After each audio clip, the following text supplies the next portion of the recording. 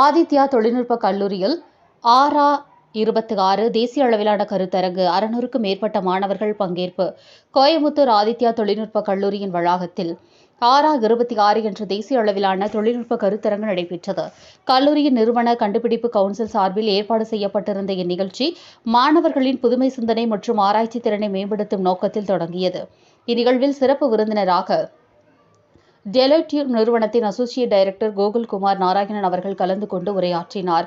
அவர் தனது உரையில் நவீன தொழில்துறைக்கு தேவையான தொழில்நுட்ப திறன்கள், புதுமையான அணுகுமுறை மற்றும் தொடர்ச்சியான கற்றல் மூலம் மாணவர்கள் எவ்வாறு தங்களை சர்வதேச தரத்திற்கு உயர்த்திக் கொள்ள வேண்டும் என்பது குறித்து முக்கிய கருத்துக்களை பகிர்ந்து கொண்டார்.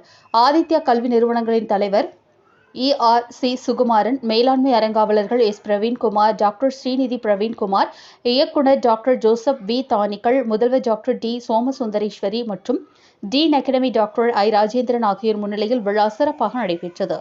IT துறை தலைவர் டாக்டர் மிஸ்மலா சுஜித் மற்றும் உதவி பேராசிரியர் திரு S. வெங்கடேசன் ஆகியோர் நிகழ்ச்சியை ஒருங்கிணைத்தனர்.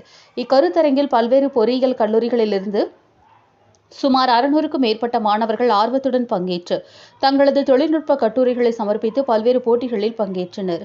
மாணவர்களின் அறிவுத்திறனை வெளிப்படுத்தும் சிறந்த தளமாக அமைந்த இந்நிகழ்ச்சியை வெற்றிகரமாக நடத்திய குழுவினரையும் பங்கேற்ற மாணவர்களையும் கல்லூரி நிர்வாகத்தினர் மற்றும் ஆசிரியர்கள் வெகுவாக பாராட்டினர்.